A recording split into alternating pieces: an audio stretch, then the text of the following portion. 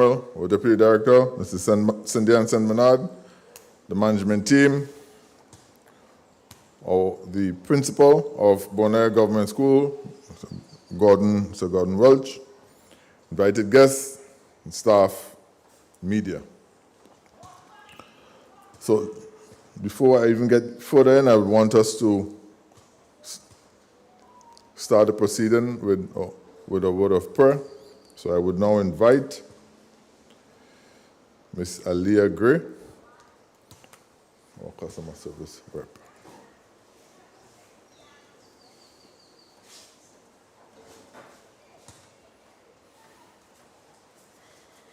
Good afternoon, all. Kindly stand so we can say a word of prayer.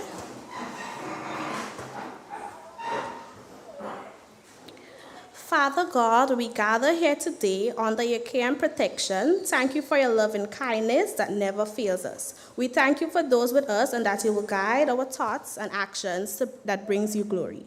Strengthen us and fill us with your peace. Heavenly Father, we ask for your guidance, wisdom, and support as we begin today's consultation. Help us to engage in a meaningful discussions that will benefit the people of Grenada, Carriacou, and PT Martinique. In Jesus' name we pray. Amen.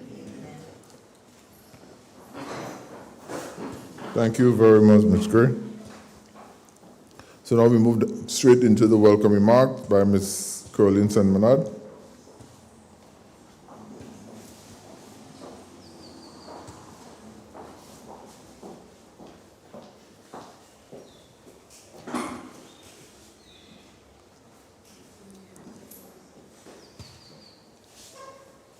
I would like to acknowledge at this time Chairman of the National Insurance Board, Mr. Philbert Lewis, Director of the NIB, Mr. Dorset Cromwell, and Deputy Director, Ms. Cindy and St. Bernard, and other management personnel of the NIB. Mr. Gordon Welch, Principal of Bonaire Government School, specially invited guests.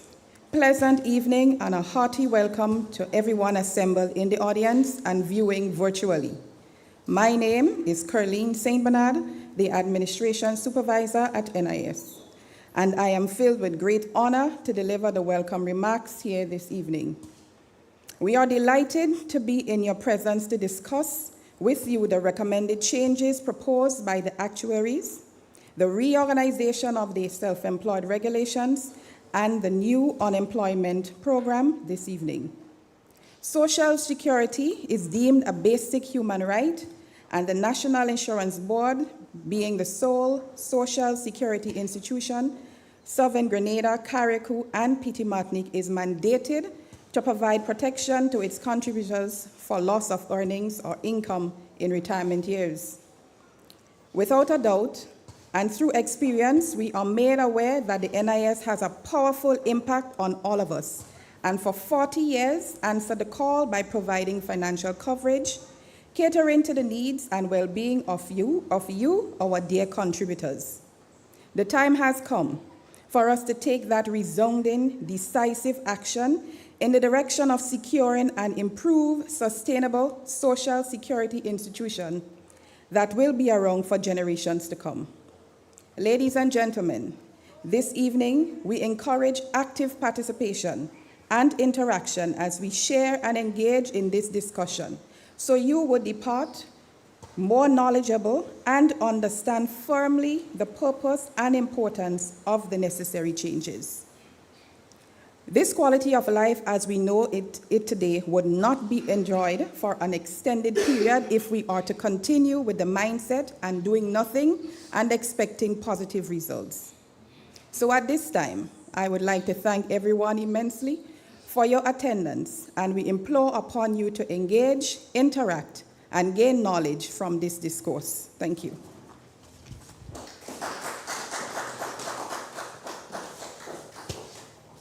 Thank you very much, St. Bernard. So we'll move straight into the presentation. And this presentation will be done by our Public Relations Officer, Ms. Lisa Douglas. Thank you very much, Mr. Noel. And good afternoon to everyone. It's always a pleasure being in St. Mark. And this evening, as stated before, we will be talking about the sustainability of the National Insurance Fund. And we would start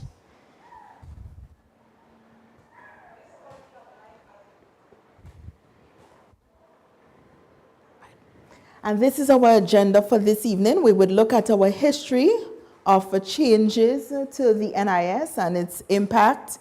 We would look at our different actuarial reviews, the 11th and the 13th.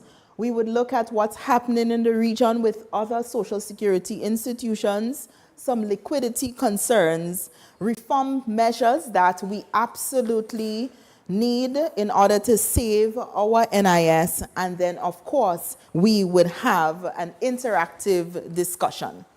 And I would start with this photo here this evening, and I'm sure looking at it, it brings about a lot of different feelings for all of us. But I'm sure for each and every one of us, one of the feelings that would be true for all of us is that it doesn't look very good. It looks very depressing, right? You're retired and you're there standing by the window looking at it raining right now, and you're wondering, well, what am I having for supper this evening? How am I going to pay my light bill tomorrow? And this is exactly what this looks like. And this is not a look or a feeling that any of us want in our retirement. Hence the reason we need to ensure that whatever needs to be done to make the NIS sustainable is actually done. And let's start today by talking about our actuarial reviews. Now, these reviews are mandated by law. It is done every 3 years to ensure that the benefits that the NIS provides are relevant, it's meeting the needs of all of us, and also the fund that is used to pay those benefits is sustainable. Because as we can appreciate, if there's no money in a fund, then there are no benefits to be paid. But one of the things that we've been guilty of in Grenada over the years is that every 3 years, when these recommendations are made coming out of the reviews, we have not implemented them. So let me go back as far as the 7th review that was conducted in 2002.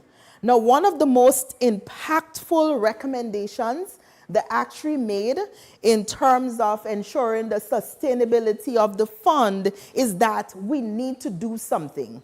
We need to gradually increase our pensionable age from 60 to 65 years over a 15-year period.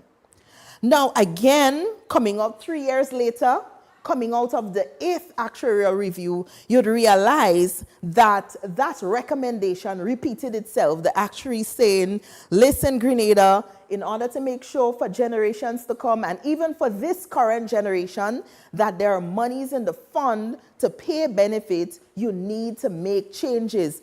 Because there are a lot of things that are changing, and it is affecting how much you're collecting. And if how much you collect is affected, how much you pay out is also going to be, your ability to pay out is also going to be affected.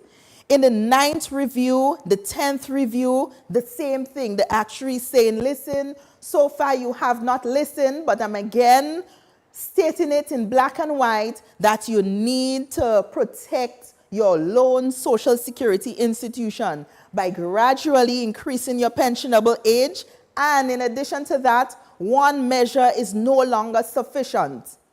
You also need to increase your contribution rate by 2% in the year 2015. But of course, we know none of these changes were made. The 11th review came around and the 12th review, and you'd realize those recommendations kept repeating.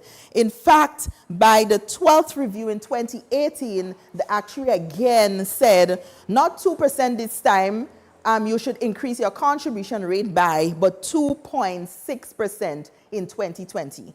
Of course, that was not done. And while this was happening in Grenada, one of the things that we realized that based on the type of fund that we have, we are very similar in nature to all of the countries in the region. So they, particularly a few countries, and I would highlight Barbados and St. Lucia, they actually listened to their actuary and they started to gradually increase their pensionable age. So I could tell you from right now, currently the pensionable age in Barbados is 67. So it was gradually increased to 65 and then it went to 67, and in St. Lucia is 65. But we would look at some comparisons, some more comparisons later on. So you'd realize 7th right up to our 13th actuarial review so far, we've had minimal changes.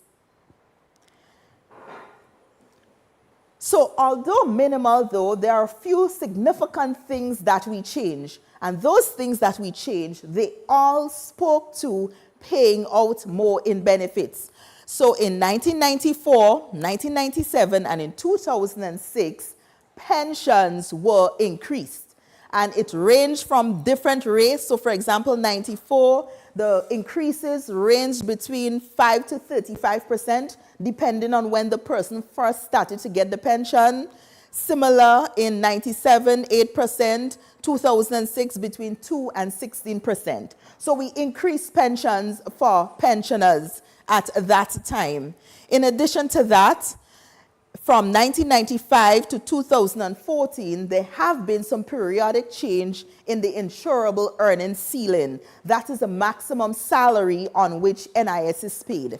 And that change increased from $12,595 to $5,000, where it capped off in 2014.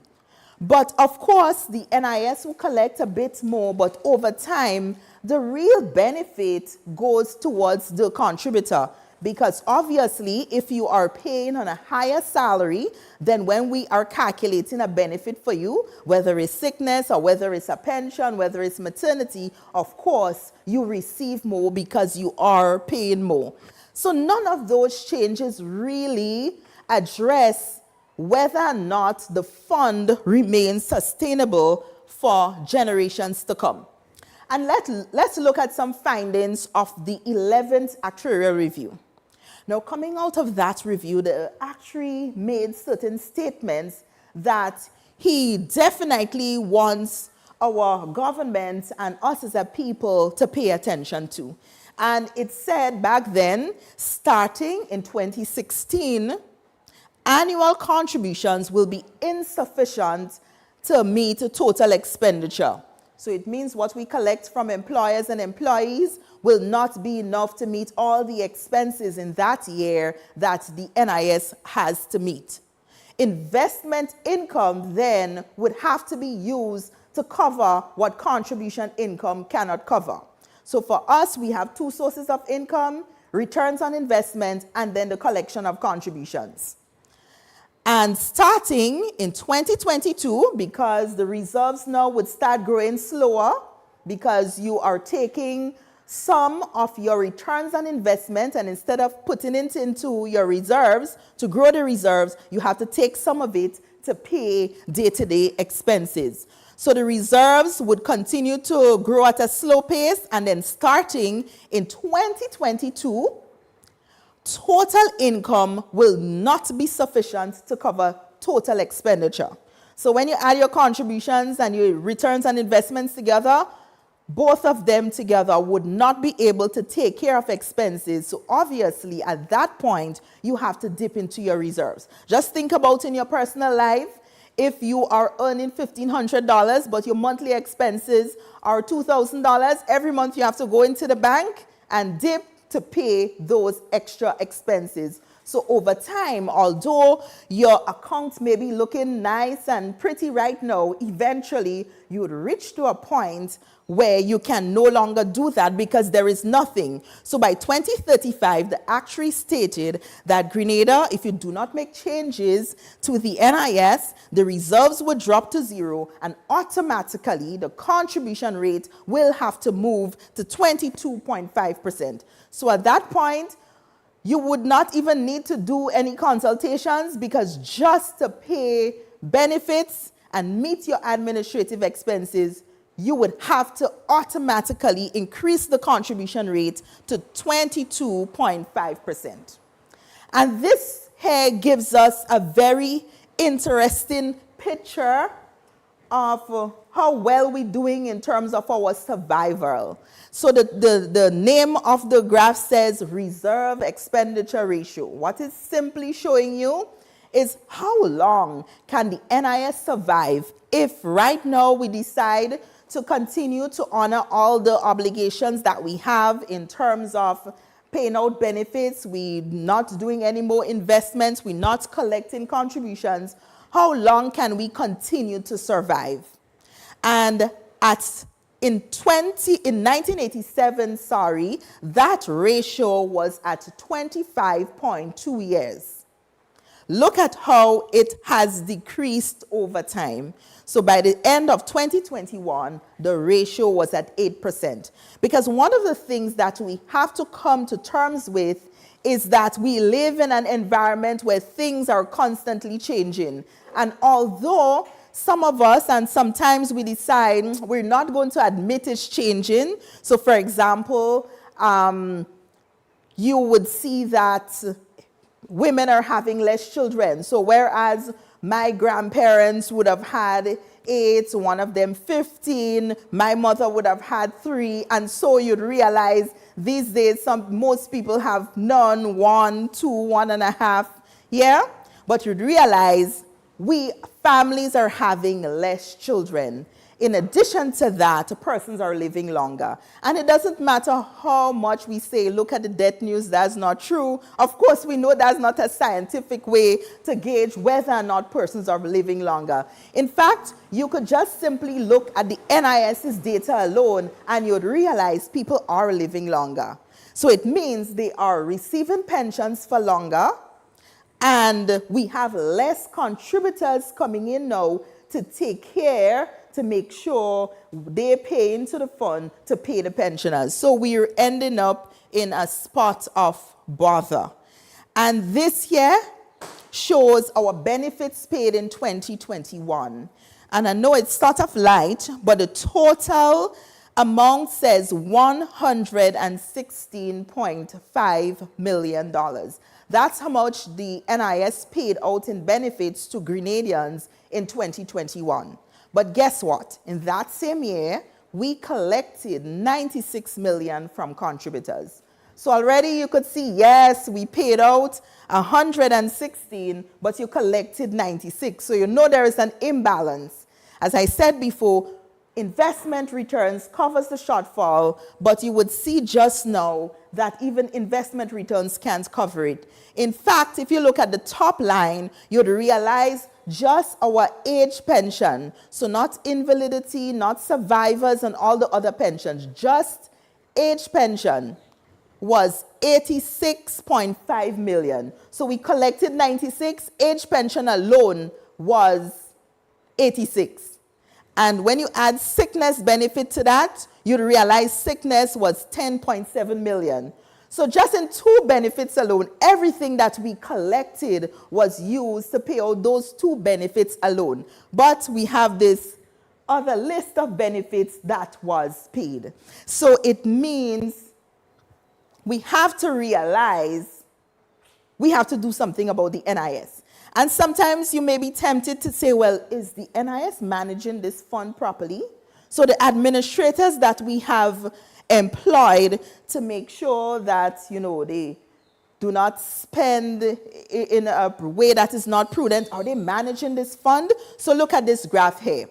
Now the green line shows you a benchmark that the National Insurance Law says you should not cross in terms of your administrative expenses.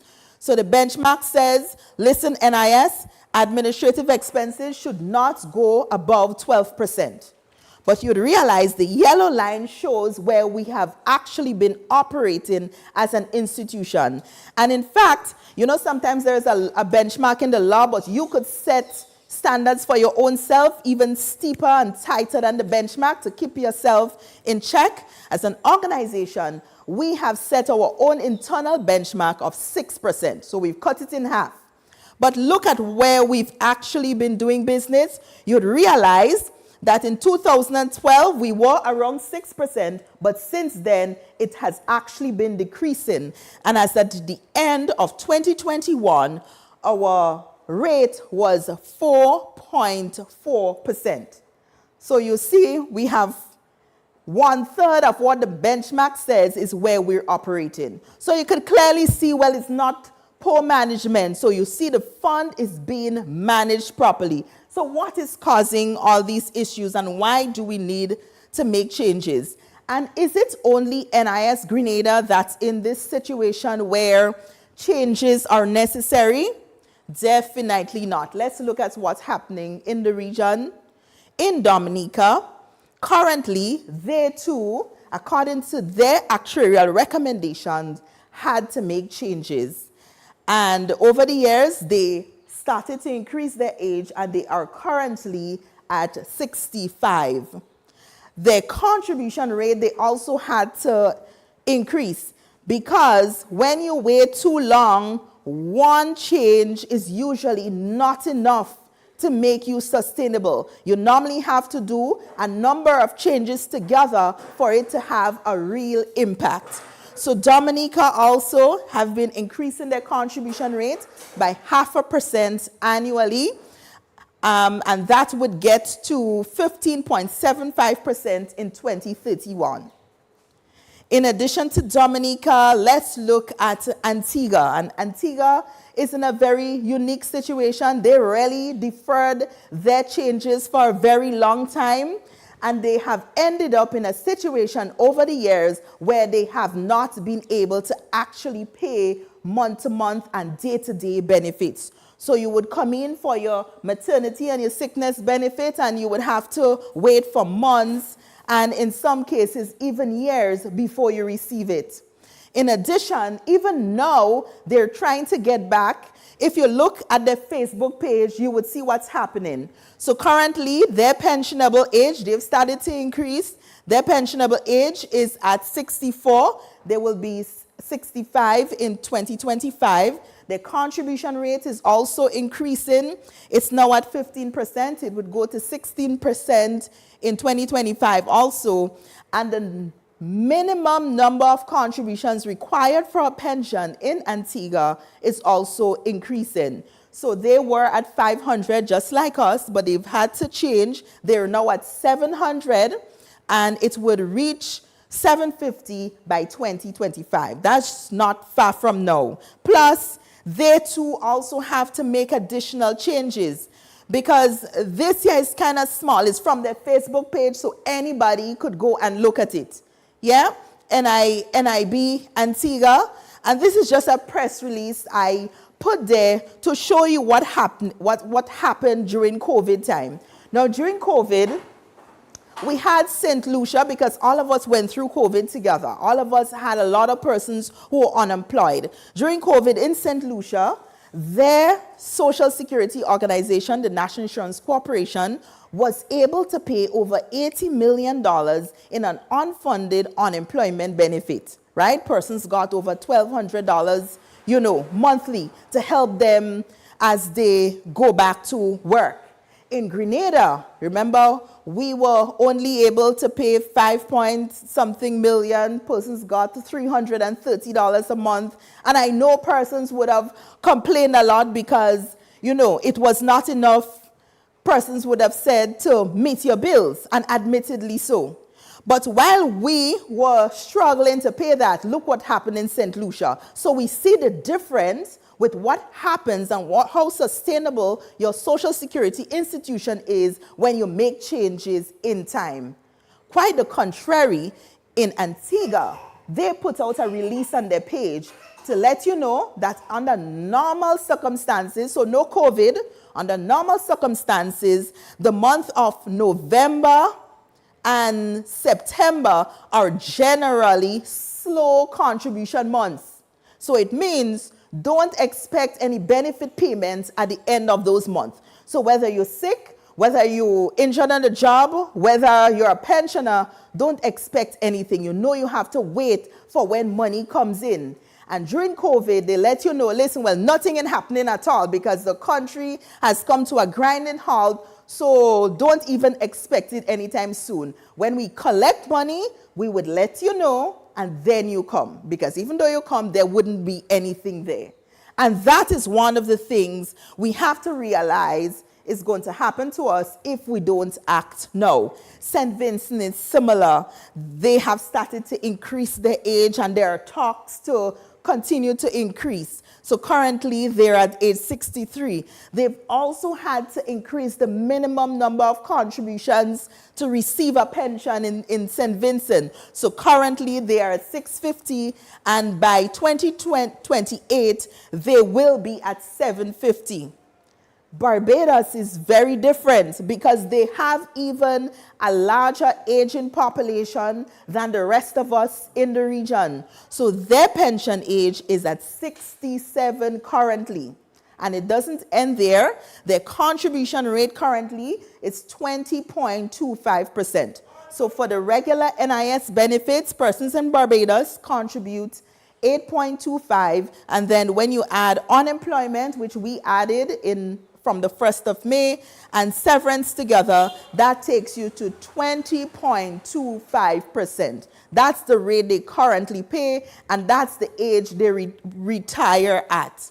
And in addition to that, as I said, that's not the end of it. In fact, from the very highest level, Prime Minister Mia Mottley in Barbados have been making a clarion call to Bajans saying that, listen to me, in order for us to save our national insurance scheme, our national insurance fund, we have to make changes. And if we do not make those changes now, if we do not continue to adjust as everything else around us is changing, we would end up at a point where we have no fund.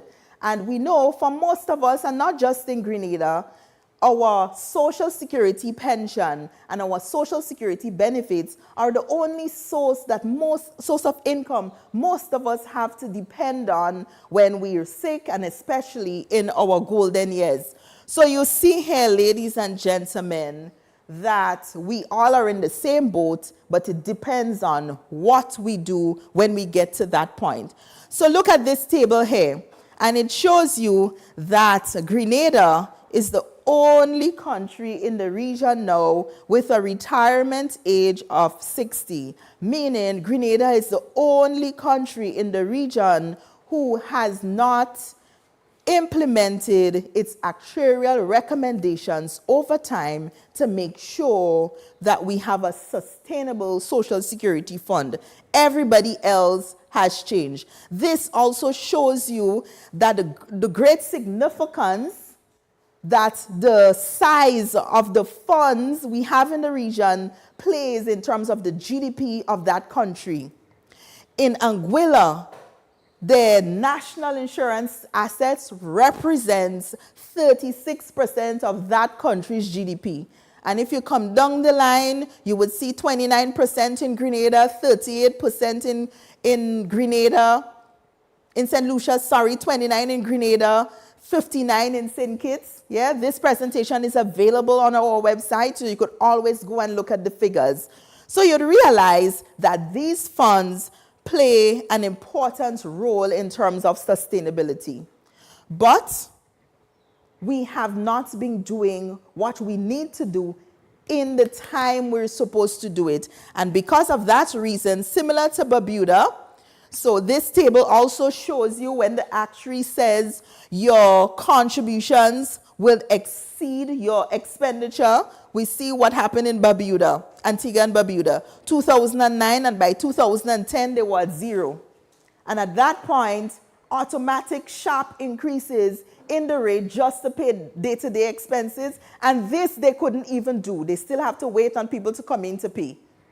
In Grenada, that's where we're heading. So we realize if we compare ourselves to St. Lucia, when we would go to zero in 2032, at that point, St. Lucia, till 2050, their fund would reach to zero. So we see the longevity of their fund compared to ours in Grenada.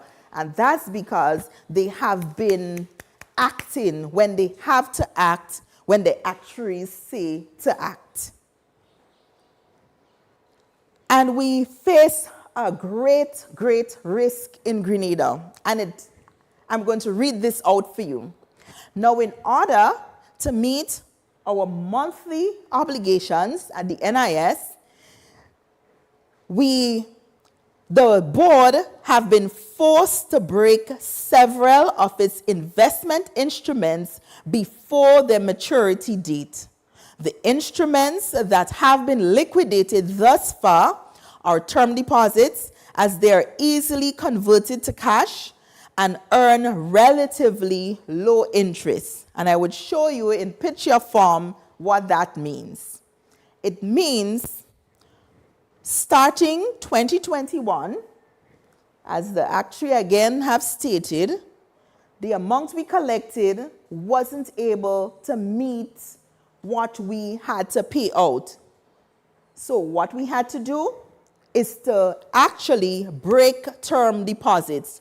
So $14.3 million, so 8 term deposits totaling that amount, had to be liquidated, turned into cash before it's time. So we have to call it in before it's time. Yeah? Whereas it could have been there earning returns on investment. And again in 2022, the same thing happened. $14.45 million in term deposits had to be liquidated. And it's projected by the end of this year, $22.8 million in term deposits will definitely have to be liquidated. So is that the National Insurance Fund that we want for us and for our children and our children's children? Definitely not. So it's on us, all of us, from our policymakers right down to our employers, our contributors, and every stakeholder to act immediately. And one change would not take care of our sustainability. We've waited for so long, so a number of changes together. So in addition to increasing the normal retirement age from 60 to 65, the contribution rates also need to increase.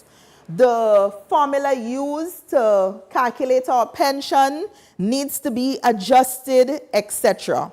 So let's look at those changes. But before we look at them, let's just look again at one last actuarial review.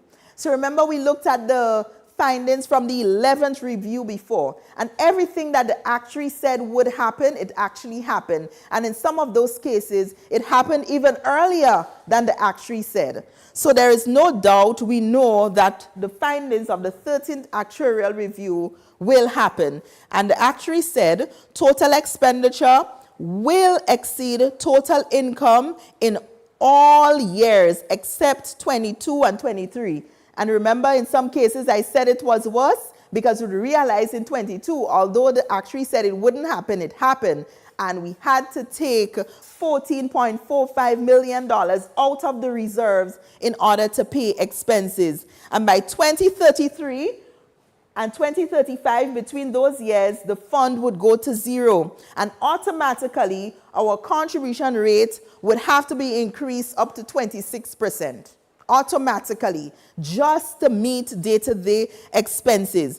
Because at that point, you either increase it or you depend on monthly transfers from the government in order to pay benefits. Any of us want to depend on that? Definitely not, right? Yeah, we want to make sure that fund is sustainable. So obviously, in order to do that, we have to change, and we have to change now. So what do we need to do? We need to gradually increase the pensionable age from 60 to 65 while giving persons the option to take your pension at 60 if you decide, whether it's for health reasons or any other reasons, I want my pension at 60. So if I decide I don't want to wait, although from 2024, the pensionable age will increase to 61, I could decide, listen to me, I want my pension early, but remember, once you take your pension early, it will be at a reduced rate. Because in order to save our NIS, we need to defer taking our pension at 60. But if we absolutely need to, of course, there will be a reduction factor. So next year, 61 will be the pensionable age. Then in 2025, the pensionable age would be 62. So it will be a gradual increase from 60 to 65. So every year, there will be a 1-year increase in the pensionable age until it gets to 65 in 2028. But of course, as I said, you have the opportunity for early retirement between 60 and 65. Then our contribution rate also needs to be adjusted. We know that this year there was a 1% increase, but of course that was not for sustainability reasons. We've added a new benefit, so now we don't need to try to see if we could pay an unfunded unemployment benefit when persons suffer shocks. Yeah, you lose your job due to no fault of your own. No, you're contributing an additional 1%, so you're covered for unemployment benefit. But starting from 2025, there will be a 0.5% increase annually. So every year from 2024, employees would pay 0.25%, 0.25. Employers would pay 0.25% extra. And that would increase. So next year it will be 12.5%. We're at 12% this year. So next year 12.5, and it would gradually increase 0.5% every year, shared between the employer and the employee until we get to 2031, where the contribution rate will be 16%. So that's another change we absolutely need to make. In addition to that, our pension formula needs to be adjusted. Now, when Social Security institutions are young, when you just start, you have less pensioners, less expenses. Persons also have less time to accumulate your minimum requirement to receive a pension. So the formula is usually front-loaded. So right now, we receive 30% of our best salaries up front, and thereafter 1% is added per year in terms of the rate of our pension. But we're now at 40, so this year we celebrated 40 years. So it has given us enough time as contributors to be able to qualify for a full pension. So now it's time to adjust our pension formula. So the adjustment will be 25% upfront and 1% each year. In addition to that, once the retirement age starts increasing and you decide, well, I want my pension early, it would have to be under certain conditions. So other than the reduction in the retirement factor, if you take your pension too early, you would not be able to claim your pension if you are still working and you are under the retirement age, under the pensionable age, and you're earning more than 60% of the insurable earning ceiling, which is $5,000. So it means you have to be earning less than $3,000 in order to, if my math is right, in order to get that benefit, in order to claim your pension early, rather. In addition to that, the number of contribution weeks required for a pension would gradually increase by 25 every year. So from 2024, it would increase from 500 to 525. So this is what it looks like. So we're now at 500 in 2023. That's a minimum requirement to get a pension, 500 weeks. In 2024, it would be 525, 2025, 550, until it gradually increases to 750 in 2033. And this is what the picture looks like if we decide to only implement some of the recommendations. So if we decide to cherry pick again, just as how we did before, and we only did the increases in pensions and not the increases in the pension age, etc., if we only do some, the best mix would only take us to 2036, 2039, thereabouts. But in order to get some real impact, we have to implement all of the changes. And of course, we would have to continue talking about the sustainability of the fund. But once we do that, it would take us up to 2056. So that's what the different scenarios would do. So you'd realize in our best interest to make all these changes together. And the Eastern Caribbean Central Bank, the governor, has been speaking about the sustainability of national insurance funds in the region. And may I say that in one of his speeches, he actually highlighted how prudently NIS Grenada is managed. And he actually publicly stated, we are one of the best managed social security funds in the region. But he made this statement, and this was a statement for all of us, not just Grenada. Social security systems are in need of reform. Failure to implement these reforms can result in financial instability of the social security systems and instability of the ECCU financial sector. So in short, the governor is saying that, listen, your social security system being unstable or not sustainable would not just affect you as a country, but it would affect all of us in the region and our financial strength as a region. So we have to make sure that we do not continue to pass the buck to the next generation and the next generation and the next policymaker and the next policymaker, hoping that, listen, this is not popular, so we're not going to do it. We have to stop passing the can and kicking the can and saying, well, let the other person do it. Because if we continue in this vein, there will be no NIS. There will be no monthly payments of benefits come the 20th of every month. There will be no put your pot on the fire, you're getting your pension. We have to make changes. Now, in addition to making changes to ensure our sustainability, it is still relevant, and it is also relevant, rather, to make sure everyone is included. So one of the things that we've done is to introduce the unemployment benefit. We know there were 2 times we paid this unfunded benefit after Ivan. And if we look at what we did after Ivan, it was much more generous than what happened after COVID. But of course, it was like that because we were more sustainable at the time. So guess what? We've decided, listen, outside of a pandemic happening or a natural disaster that affects us in that way, in day-to-day life, somebody may, due to no fault of their own, lose their job. So listen, this is a social safety net we have to make sure is in place for persons to benefit from. And also our self-employed coverage, and we would look at that shortly. So let's look at the unemployment first.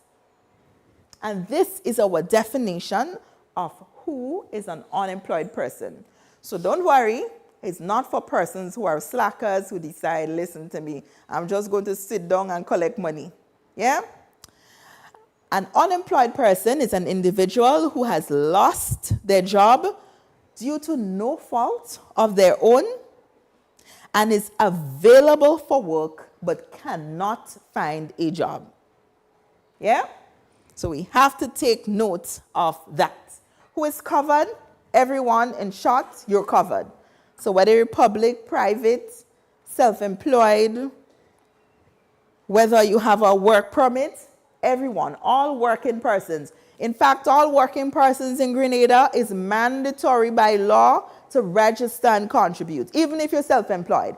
Even if you're at home right now, listening to me, making your guava cheese and your tamarind ball, you're covered too. Everyone, you're covered. So, what are the qualifying conditions? You must have a minimum of 52 contribution weeks. And contribution week simply refers to a period from Sunday to Saturday where you worked at least one of those days. So although for most of us we work monthly, contributions are counted weekly. So there are 4 or 5 contributions in every month. So at the end of the year, you accumulate 52. So you must have at least 1 year of contributions. In addition to that, you must have paid. So when you're looking at your recent contributions now, and we would look at the last 13 weeks. Have you contributed for at least 8 of those weeks? Then we would look at the last 26 weeks. Have you contributed for 13 out of those 26 weeks? So we would look at those periods.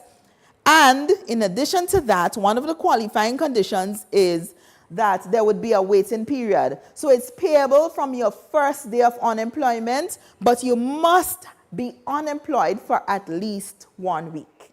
All right? So there's a waiting period for that. And of course, the amount that would be paid is 50% of your salary. And let me just define what salary is.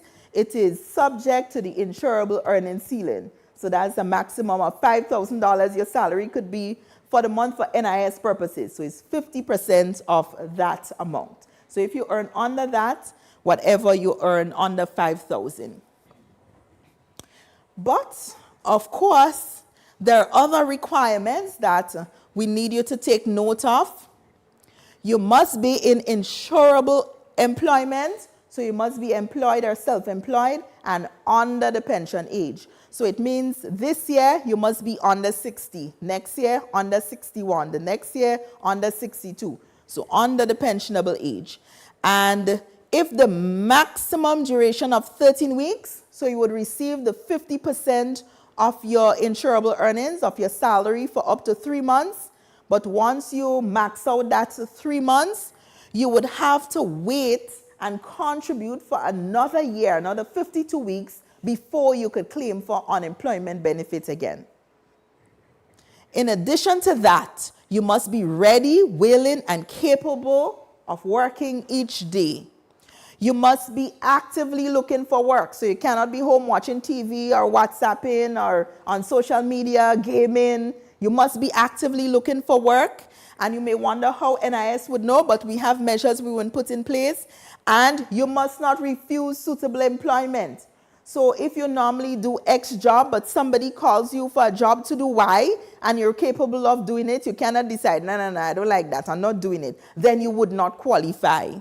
You must complete assigned training, so there'll be also a training component to the unemployment benefit. So if we decide you need to upskill or retool, so you were doing this job here, but there are no work in this area, and we say, okay, there's a training program that would now equip you to do another job. If you decide no, then it would be no also for the unemployment benefit. You must be residing in Grenada, and you must report to the NIS every 2 weeks. So it's not a case where for the 3 months you're just receiving this benefit. Every 2 weeks, so you receive your first payment, and at the end of every 2 weeks, you must report to certify that 1, I'm looking for work, and 2, I have not found work yet, so I'm still unemployed, in order to continue receiving the benefit. And I need employers to take note of the last one, especially. Employers are required to complete and submit a termination certificate for each employee whom they terminate within 7 days of termination. So employers, please, it's now required by law for you to do so. So please do so you don't have to incur any penalties. What can disqualify you from getting the benefit? If you voluntarily left your job. So if you decide I don't want this work, you would not be able to qualify. If you're in jail, hospitalized, etc., if you have been dismissed for misconduct. So if it's a case where you stole of whatever form of misconduct you were dismissed for, then you would not qualify because it would be your fault that you lost your job. It would not be involuntary. In addition to that, if you fail to make yourself available for employment without a proper reason, or if you fail to attend an assigned training course, you would be disallowed. In addition to that, just a reminder that the 1% was added on. So from May 1st, that benefit started, but from February, you'd realize we started to contribute 1% so we can be covered for that benefit. The NIS, in connection with the NTA, would also establish a job matching service. So when you're unemployed, your name will be in that database. So you could be matched. So NIS or the NTA, somebody would be calling you and say, listen, interviews are, this place has, positions available, apply. If you decide you're not applying, guess what? You would not qualify to receive or continue receiving the benefits. And in addition to that, there's a time frame, as with all the other benefits, there's a time frame for claiming. So within 15 days from the date your unemployment began, you must submit your claim, and all claims are submitted on our web portal. Now, where you're terminated and it's permanent and you're receiving additional income, vacation pay, severance pay, etc., your unemployment benefit will start when you stop receiving those payments. And again, I want to emphasize for employers, once you're terminating someone, you are required by law to provide the NIS and the employee with a termination certificate. And that started May 1st, so we are currently receiving claims, and we have started paying persons who are involuntarily unemployed. And as I wrap up, I want us to look at persons who are self-employed. And after COVID, it seems as though the number of persons who are self-employed has actually increased. Now, over the years, the NIS has recognized that there was some shortcomings because the number of self-employed persons we have in Grenada and the number who are registered and contributing is very, very different. So we decided a number of years ago to have some consultations with self-employed persons. Tell us, what are we not getting right as an institution? And they were very vocal and they highlighted several things. So currently, our self-employed regulations, it treats self-employed persons just as employers. So at the end of every month, they are required to contribute, and with a deadline of the 14th of the following month, after which, if you do not pay, you're charged surcharge and interest. In addition to that, given the nature of self-employed businesses where income is not consistent, you make today, you don't make tomorrow, you make this month, you don't make this next month, it puts you in a spot of bother. In addition to that, there are some persons who are actually self-employed, but they also have an employee-employer relationship because they're employed somewhere. In those cases, they were not able to pay both. And in some cases, the person actually makes more from their self-employment than their regular job, but they can't pay both. So those were some of the shortcomings. So coming out of the suggestions to remove this monthly payment, to allow self-employed persons to contribute when they have the funds available. Also, they said you need to rethink this penalty and interest situation, and also allow us, if we want to pay both self-employment and employment contributions, allow us to pay both. So we listened, of course, and this is the new and improved self-employed approach that the NIS has implemented. So if you're self-employed, you're no longer required to contribute on a fixed monthly amount. So we understand you earn differently, so we are now allowing you the opportunity to pay differently. So we want you to pay when you earn. So if at the start of January, you make enough and you could pay for the entire year, you pay for the entire year. So once you pay this year, you know you are covered for benefits the next year. So there will be flexibility. So there will be a maximum amount annually of $71.80. Of course, if you pay over that amount, it would be rolled over into next year, right? So at least you know when next year comes, you already start paying for that year. And your the total contribution amount that you pay will be converted into weeks, and that would be used to determine your benefit calculation. All right? So we're not giving you any extra work to do as a self-employed person. There would also be a minimum requirement if you want to ensure your short-term benefits. So if you want to make sure you could be covered for sickness, maternity, employment injury, etc., the minimum annually would be $769. So you know if you drop under that, you are foregoing your short-term benefits. So it's something that we want self-employed persons to take note of, but it provides you also with flexibility. And for persons who are employed and you're also self-employed, you can pay both. And that started July 1st. So everyone here who is self-employed, everyone who is listening online, or you have a family member, hey, we listen. So now it's time to make sure that you can enjoy Social Security coverage. So there's nothing you can say now if you're in your garden and you get injured. Yeah, there's nothing that you can say about NIS not covering you. You know you're covered for your medical expenses. You know you're covered for unemployment benefits. You know you're covered for all the benefits that we offer once you contribute and contribute the right amount. So that takes me to the end. I will now stop so that we can hear from you.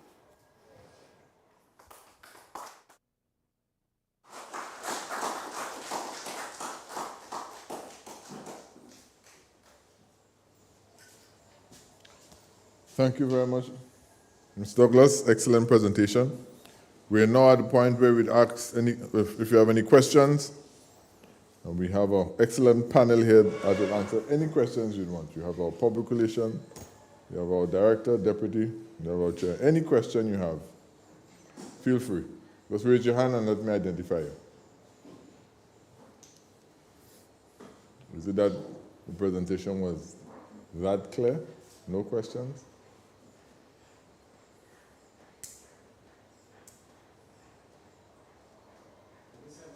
Perfect.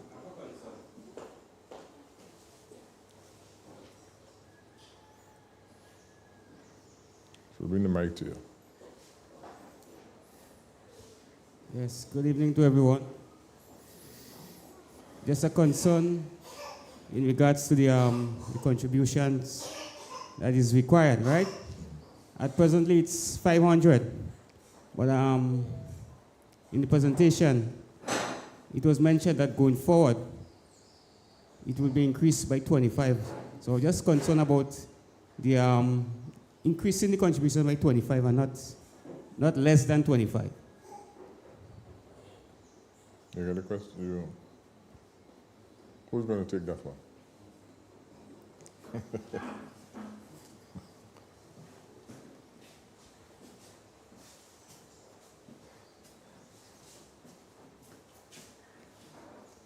Good afternoon, everyone.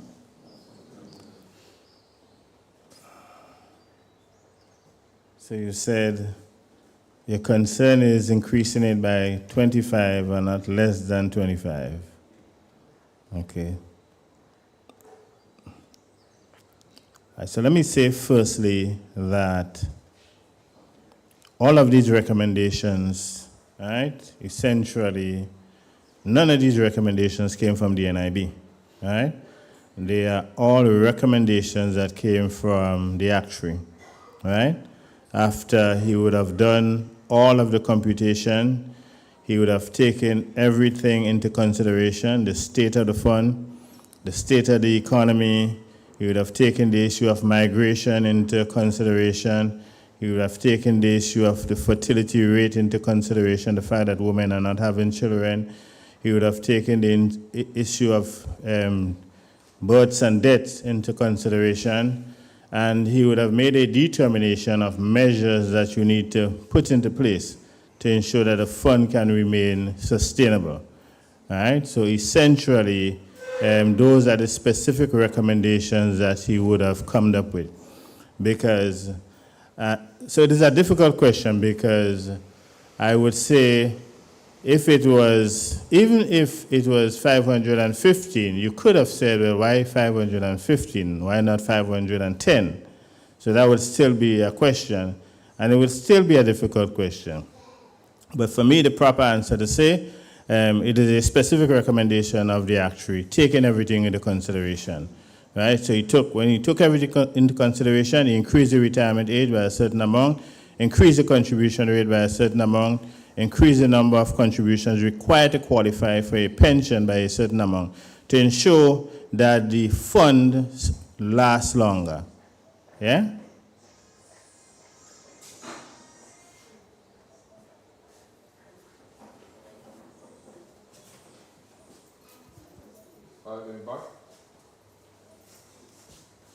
Yes, good afternoon.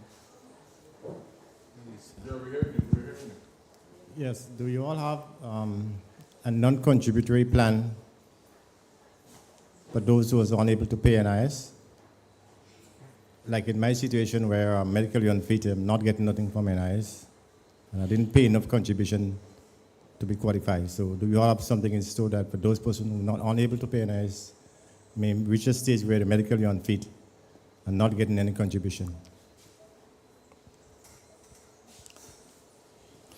Yeah, we do not have a classic non-contributory pension plan, but we say among ourselves that we have a non-contributory plan, in the sense that we have the provident fund persons, right, who during the initial years of the NIS under the provident fund period were required to contribute a certain amount and a certain amount, right?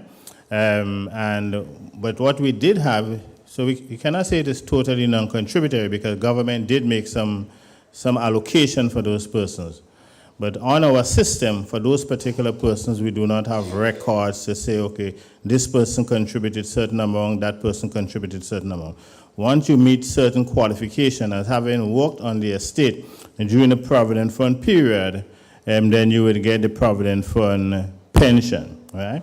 There are some social security systems in the region, not many, though a few, that have a non-contributory plan to what you are speaking to, right? So under certain conditions for certain persons that have not contributed, the NIS would pay a pension.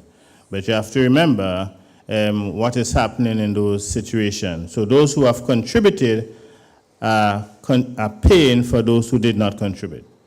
Right? But in our case, in the most classic of terms, the answer is no, because in truth and in fact, government did contribute for the Provident Fund workers, although the Provident Fund workers themselves may not have paid specific contribution into the National Insurance Fund.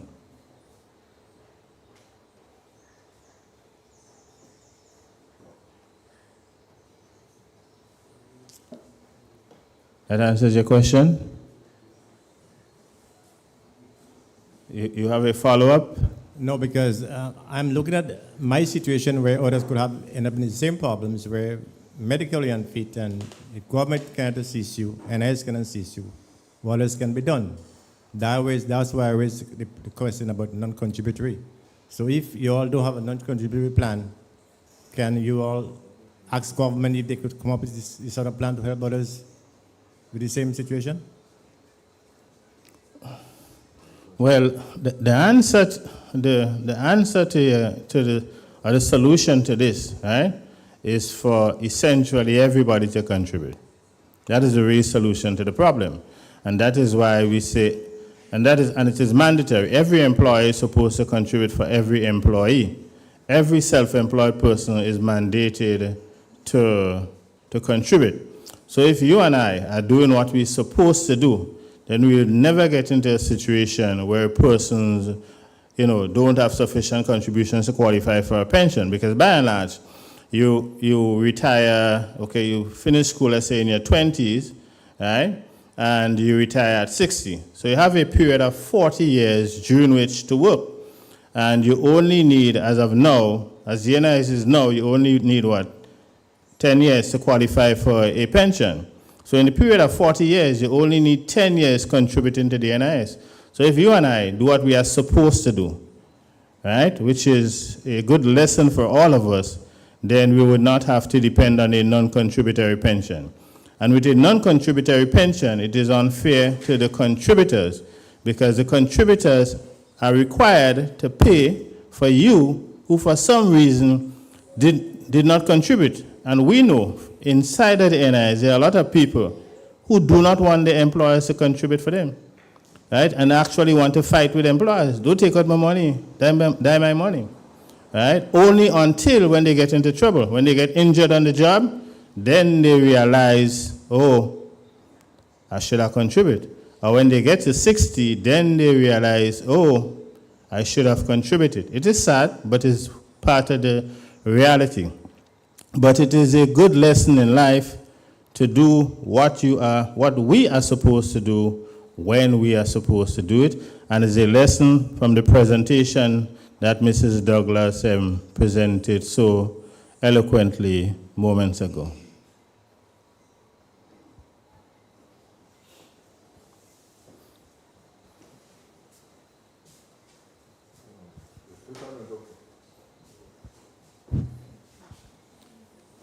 Good evening. I remember coming to a similar presentation here maybe about 5 years ago. Yes. We were saying that when we came here, there wasn't much person, but we say, remember you were here Yes. in 2019. Yes, and I came because I know my people mightn't turn out, so I say, well, we can't make up numbers. Well, we're happy. However, I've heard some things new, and that's good. Yes. But what I didn't hear is why we never implemented the recommendations from the actuary. You said it wasn't done, but why it wasn't done? Well, I won't go further with that. Why it wasn't done, To the please. second slide. I think that's the best way to put it. Okay.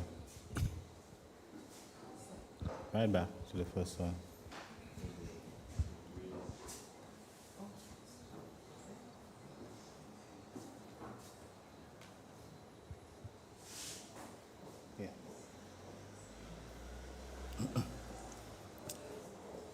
Right. So the process within the NIB is this, right? The law requires us to do an actuarial review once every 3 years. Every social security system, any part of the world, is required to do that. The period may vary, so some are 5 years, others are 3 years, but every social security system is required to do that. And we have done it religiously from 1983 to present, right? We have 13 reviews. 13 by 3 is 39. We're 40 years old. So we have been bam on target with our actuarial reviews. But the actuarial report really is a report for the government of Grenada. It does not belong to the NIB, right? But it comes in the hands of the NIB. And when the report comes into the hands of the NIB, into the hands of the National Insurance Board, the board has religiously written to the government of the day and said, these are the recommendations of the 11th review, and I can get every single letter and show it to you. These are the recommendations of the actuarial review. We, the board, support those recommendations, and we ask you to implement them, right?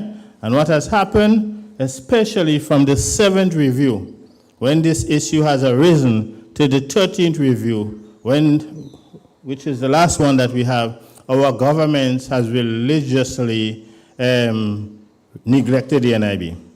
for one reason. There has always been a good reason not to implement the recommendations. Either it's not the right timing or whatever it is. Right, so the answer to your question, as we have said before, is that our policymakers have failed us. Right?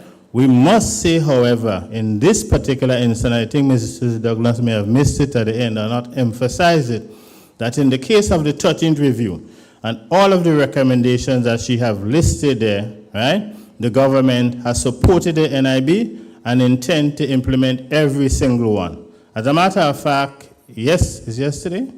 Yesterday, we were in Parliament, the government and the minister with responsibility for social security, the Honorable Philip Telesford, invited the management and also the board to the sitting of Parliament, where the Parliament debated on implementing the increase in the pensionable age, right?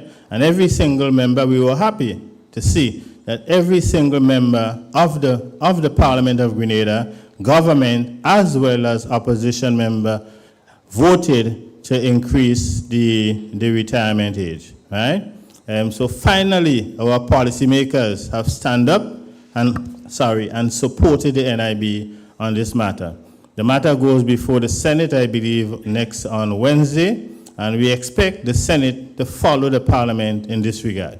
But as a matter of why we are here and why we were here in 2019, right? And when we went out in 2019, we had overwhelming support, right? When we are going out now, what you are hearing from people and from some of the crowds that we are seeing, people are saying, well, why all the back here? I thought we dealt with this issue before already, right? So that is the issue.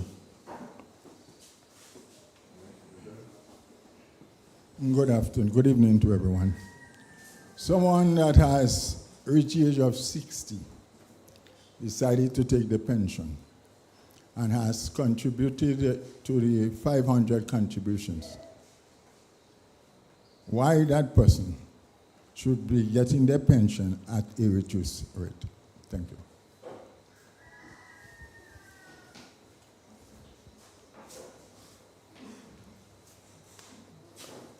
Okay, good question. What are we trying to do? All right, so I think you have to, in answering your question, we have to, and you also have to answer this question. What are we trying to do as a country, and what are we trying to do as a social security system? Right? And what we are trying to do is save the NIB. And if you let's go to the slide with the breaking of the term deposits.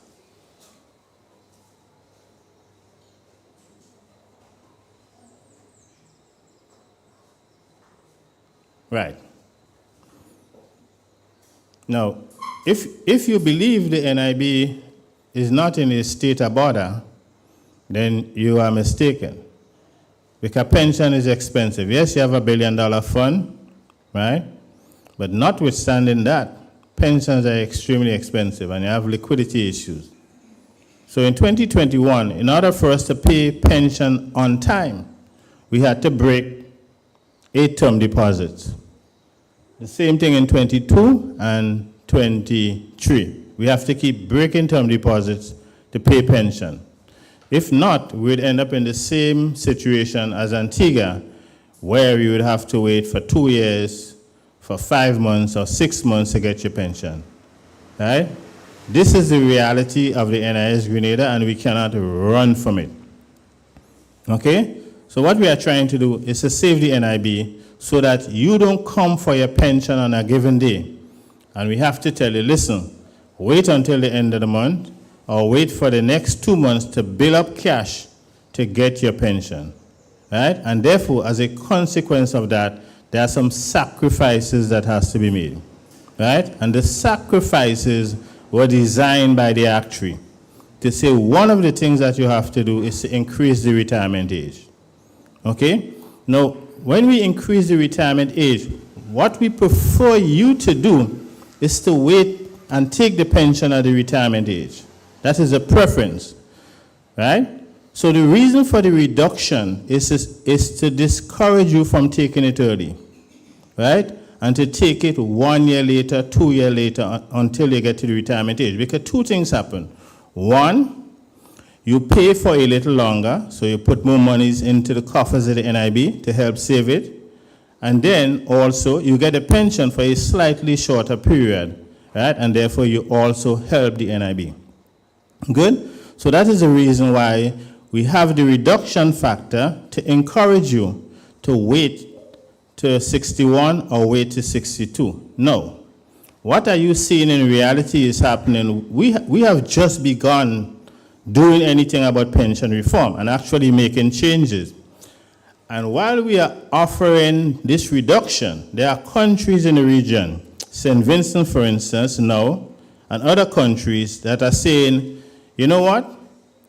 People are not waiting for the retirement age. They are taking their pension early and taking the reduction. And it is not helping the NIB as much as I wanted to help the NIB. Because you're getting a pension, you're still getting a pension more than you actually deserve, right? So it is not helping. So in St. Vincent now, they are discussing, right, changing the retirement age, going from 65 in St. Vincent to 67, moving it to 67, and no longer offering that reduction that you don't like. That is what is happening in St. Vincent. In fact, the Eastern Caribbean Central Bank, right, run by our brother, Governor Antwine, right, the ECCB is preaching adjusting the pension and not offering the option to take it early. So you cannot take it early. You have to wait. And maybe down the road, right, I'm just saying, that is something you may see in Grenada. But for now, we're offering it, right? But the reduction to say, listen, don't take it, hold on, wait for 61, you're young and strong, although you're 60, and you take it, right, at 61, 62.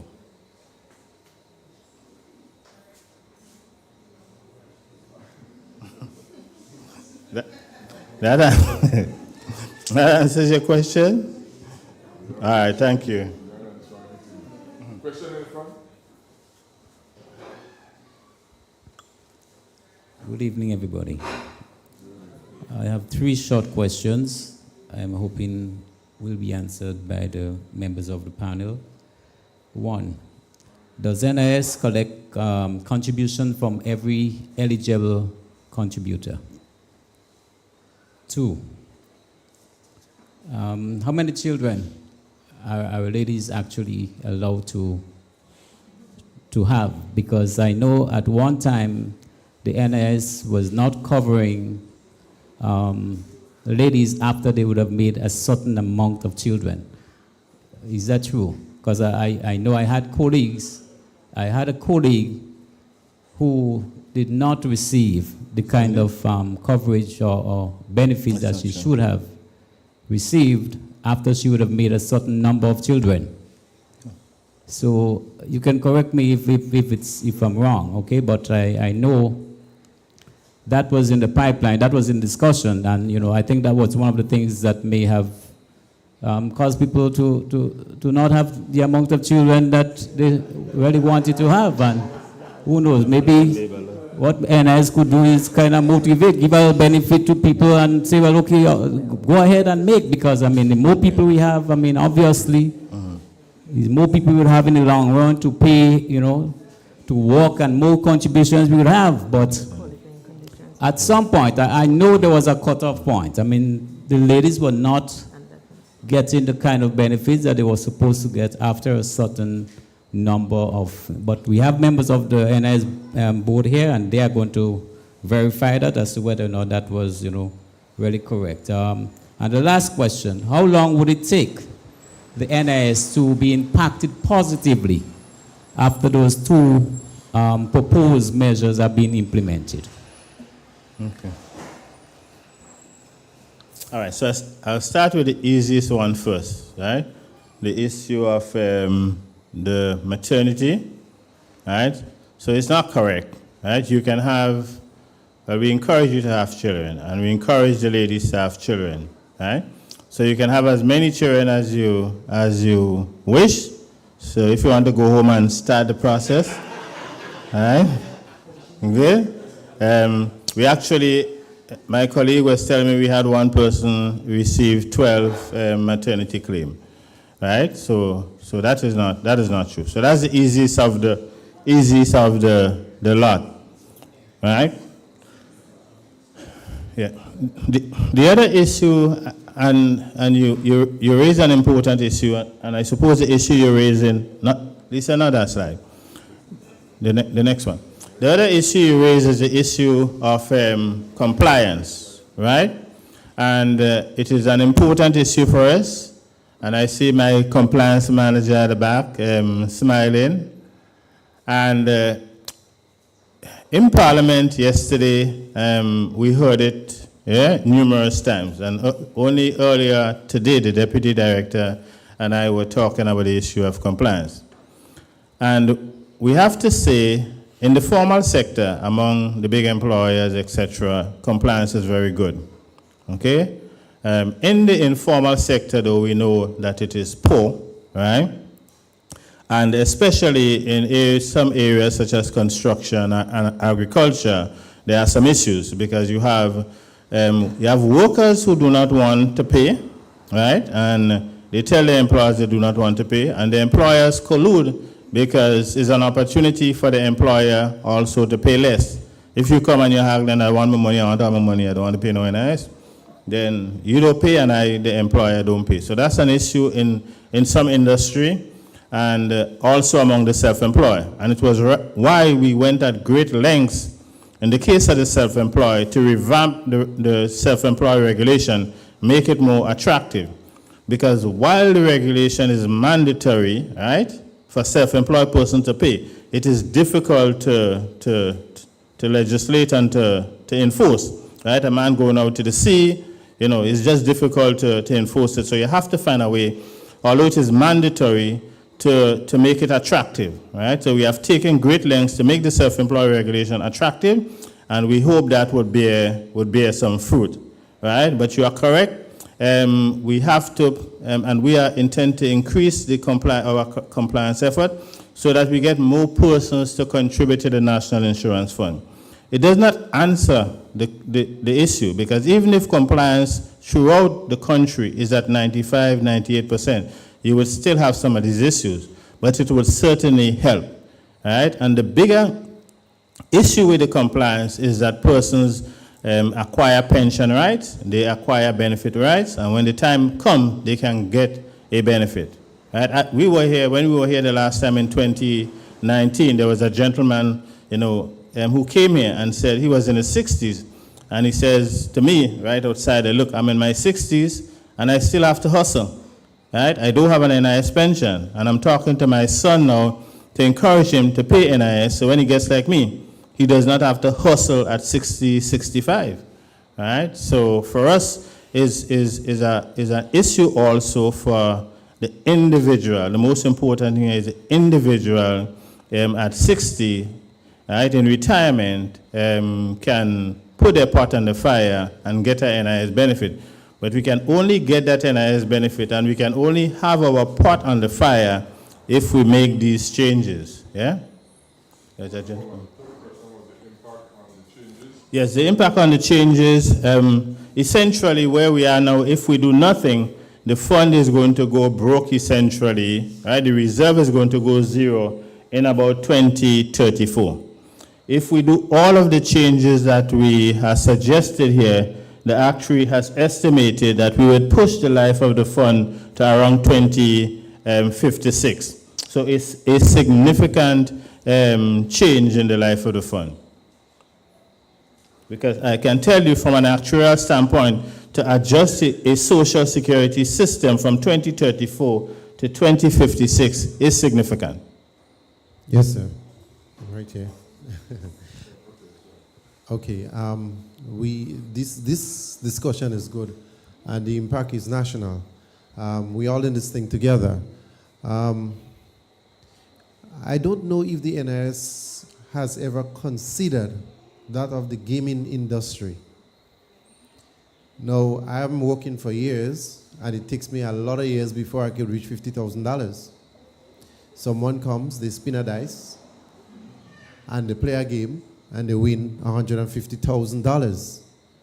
I don't know what is the government tax on that, but is there any way that NIS could tap into those areas as means of funds generated, and it goes against the individual names, account, etc.? It's just a consideration. Is that too difficult? No, I want to make sure I understand the question. Whether we play the game, right? So I try to make sure I understand. Are we tax the people that play the game? Huh? Well, yes. Okay. Paying a contribution based on your earnings, because you notice that the gaming industry has grown. Mm-hmm. Every weekend you hear in this, that, and the other. Yeah. It has grown. Yeah. Every day. Yeah. I mean, good question, because when you see for instance, some of the European countries, for instance, like sex workers, right?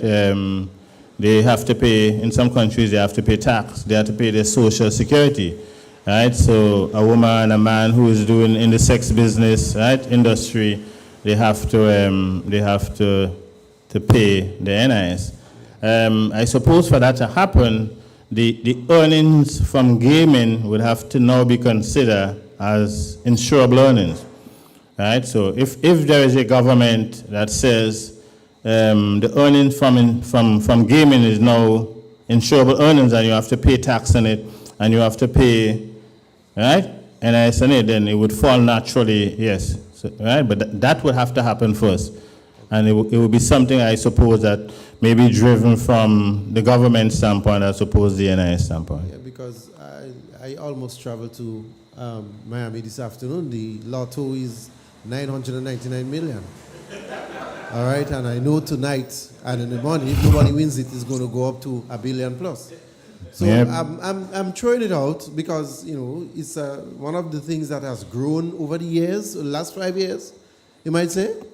The gaming industry has grown significantly. And In Grenada, yes. Yeah. So good question. Yeah. All right, to the back. Thanks for letting me know about the motto. You're going tonight? Okay, pleasant good evening to everybody. I have a concern. I'm not too sure if this is the right forum, but I just want to throw it out. All right?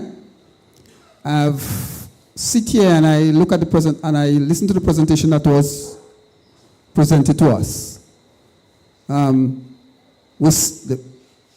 As we go along for the next few years, there would be an increase in the contributions, right? Salaries remain the same. I'm looking at people at the lower end of the strata, trying to keep up with the NIS contributions as it increases, but getting the very same salary every month. How do they sustain themselves after a certain time? I don't know if I could get some answers towards this. Okay. Because remember, the more contribution you make is the more that is deducted from your salary, but the salary remains the same. Right. So I tried to answer best as I could because I have certain remit, right? And my remit, falls within particular boundaries. And part of my remit, which I know you would appreciate, is that I do not have the mandate to move salaries, maybe except at the NIB with the consent of the board and the chairman. But I would answer this particular way, right? Because often we hear this discussion about lower income persons and salaries and on the same issue of the NIS pension, right? And I would say, if you have a worker making $500, let's say $800, right? I would suggest that that person does not have investment instruments, is not invested in the stock market, right? Most likely not, right? Does not have a lot of instruments all over the place, right? So I would suggest that that person's main source of income, right, is the NIS pension. And therefore, we have a responsibility to protect the pension, right? So yes, it's a sacrifice. They have to pay 0.25% more, right? But that 0.25% more ensures that they can get, when they have the baby, they can get the maternity allowance. Because Mrs. Douglas did not speak to her experience in Antigua when a woman, had got her maternity allowance when the child had teeth at 2 years old. And that's because of the state of the fund in Antigua, right? So I would want that person who is earning $500 to be able to get the maternity allowance. Yes, I recognize we are taking a little bit more, but we are taking a little bit more to ensure that that same person who does not have many sources of income and many support can get what she deserves when the time is right. She can get a maternity allowance, she can get a sickness benefit when she is ready, and when the time comes for her pension, her pension is secured, right? So that is what we at the NIB is trying to do. At the bigger level, of course, we who are voters, right, would say to our government, listen, let's increase salaries, etc., so that everybody, gets a slightly bigger salary, can buy a little bit more in the grocery, etc., right? So that's a discussion at that level. But for us at the NIB, right, you're making $500, you're making $800. We have a responsibility, yes, to take this little more to ensure that you can get every benefit that you are entitled to, and most important, you who would be most vulnerable at age 60 get your pension. It's a trade-off.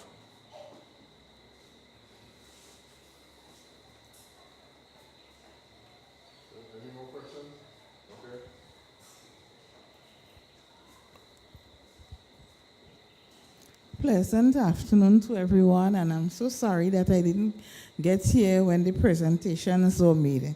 However, I have a question, and I don't know if it suits this evening, but does the NIS consider the quantity of contributions relative to the death benefit? I'm asking this question because I know that the death benefit was under $5,000, right? Excuse me, maybe about $3,500. I'm not 100% sure. However, I'm just saying that sometimes somebody would have worked for almost 58 years already and would have been eligible for pension, would actually reach 60 in 2025. So I'm just saying they would have made a lot of contributions, but maybe doesn't have anything great or any, let's say, family to assist in the burial or so. So how does the NIS consider that person's death benefit relative to the amount of contributions that they would have made?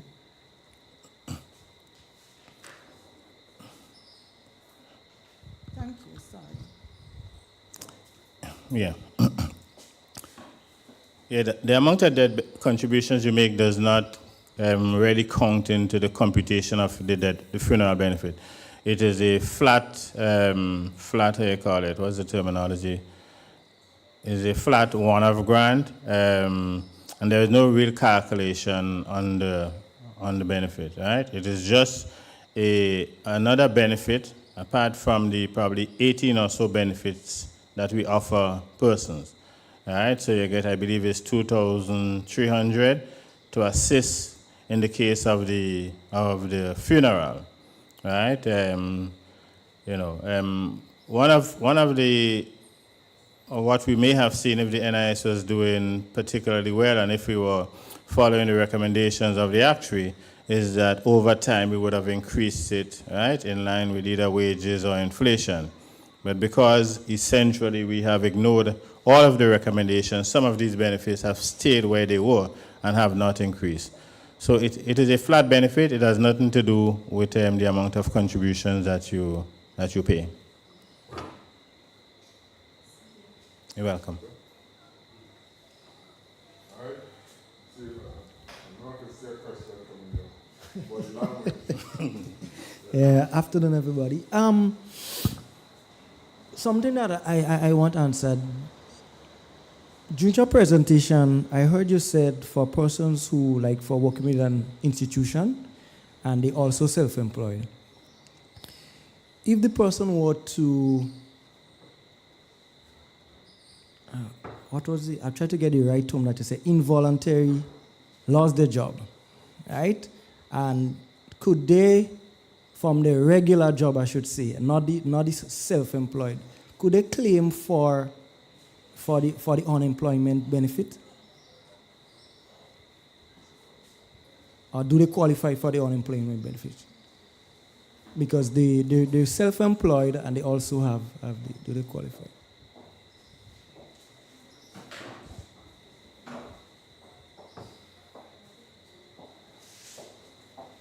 Afternoon, everyone. Yes, so if you're employed, you're self-employed, you're an employee. You lose one of the jobs, you would not qualify. You must have lost income, totally lost your income, to qualify for the unemployment. So once you continue to receive employment income, whether it's from the self-employed or the employee, you would not qualify.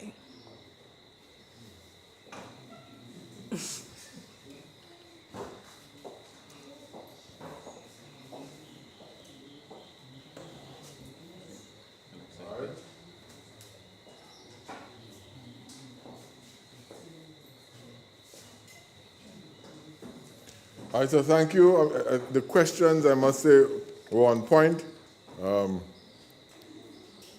Literally had to make the director think properly before he answered. Yeah? So, no, so in my view, was a very good set of questions. So I would now invite Ms. Marilyn Francis Cato to do the vote of thanks.